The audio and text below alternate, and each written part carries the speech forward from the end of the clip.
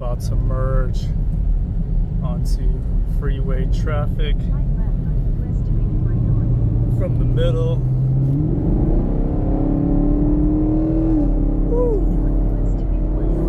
Pretty adrenaline rush. I'm already doing 80, 100. Just cruising at 95. Still power at 95. That is exhilarating. Alright, doing 90. Let's see if I can flex. And wow, hit 110, 120. And still plenty of power. Hello everyone.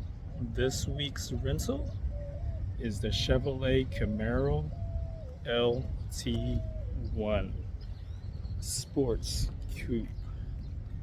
And this car is an absolute beast. V8 sports coupe sitting on 20-inch low profile rims with Brembo big caliper brakes. The LT1 has a Camaro Chevrolet performance engine.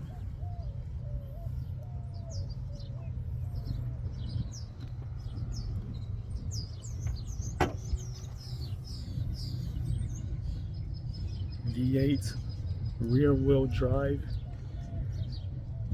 beast of an engine.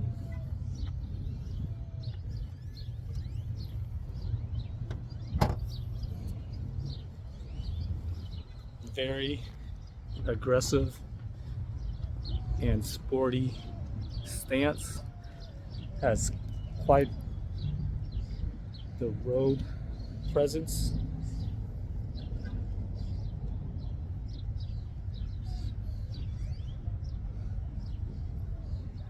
Let's check out the trunk.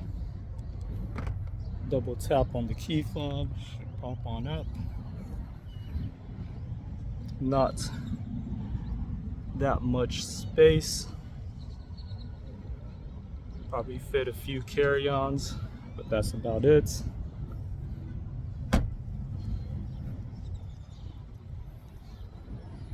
Rear seat is pretty cramped. Only fit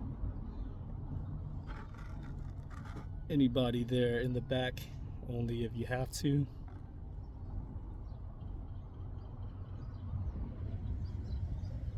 So let's jump into the driver's seat and see what's inside. All right, let me hop on in here. It's a hot day in South Texas. Go in and let me turn on the engine and get some AC. You have a push button start. You hear that engine roar.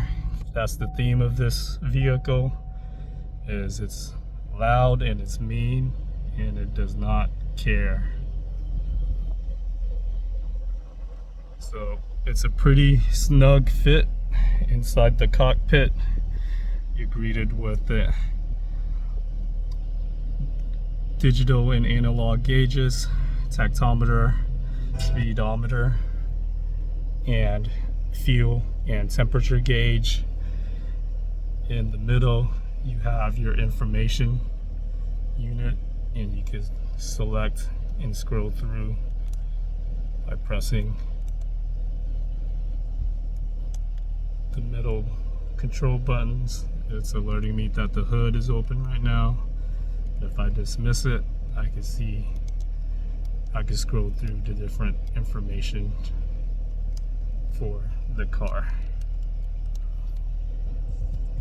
And it works well. You have your leather wrapped steering wheel, Camaro emblem in the middle where the horn is, your cruise control, your music entertainment settings, volume controls, and telephone Bluetooth controls, your wipers on the side, signal lights, wipers on the other side of the steering column. You have this cool circular air vent that you can close up the knob, and then on the left hand side you have your door locks, power windows, and side view mirror adjustments, hard plastic side leather wraps, so a combination of both. Very little room for the side storage bins. You could probably just fit some knickknacks on the side. Right here is also your here's also the release lever for the trunk. You do have forward, back, and tilt for the seat movements, but that's about it. Pretty snug fit, like I said. Nothing going on too much up at the top. You have your lighting button and your moonroof settings there. Pretty plain dash. You have a 6-inch infotainment screen, controls right here, and down at the bottom you have your AC controls. This is kind of cool, the circular motion. If you twist it, it actually changes the temperature for you, so that's neat. It's a first. And you can just close up the vents in the middle knob here. Gear shifters. This is I believe a 10 gears to shift. Has an electronic emergency parking brake. Here is where you switch modes to 3 modes. You have touring, sport, snow, and ice. And then you have your ABS and traction control. You have your cigarette lighter over here. You have a very small, cramped center console. It's kind of weird. It has that little edge right here, which is when you're driving and you try to open up if your arm is rested, it gets in the way. Also, the USB ports are right here. I had a hard time trying to find where it was for the longest. The same goes for the glove compartment, very minimal. Yeah. So it's very plain vanilla car. You're not going to get much appeal with this. It doesn't even have any type of safety lane control. This is just geared towards the driving experience. No frills or anything, no bells and whistles or anything like that. Drivability wise, you will have some blind spots right there, so you will have to look over your shoulder and be attentive while you're driving. Having said that, let's take this car on the road, because that's where the fun and the appeal of this car is. This is a performance sports car all around.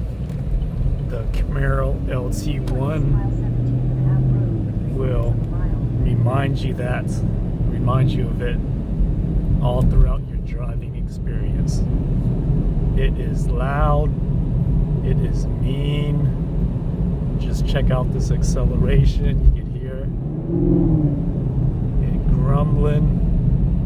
This is how it sounds on daily driving.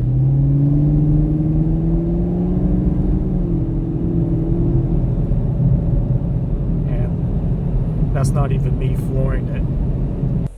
Let me see if I can floor it real quick.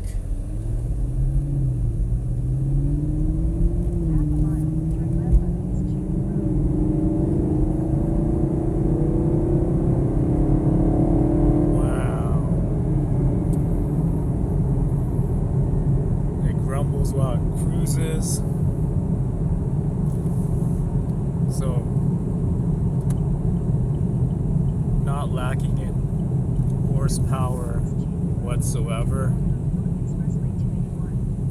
Suspension,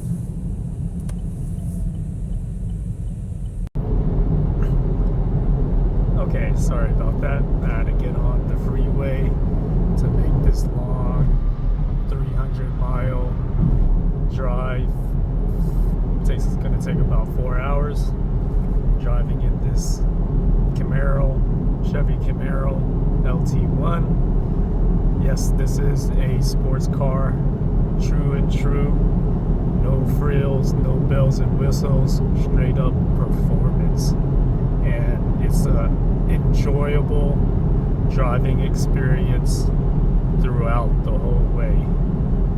No issues with power, plenty of get up and go all throughout the gears,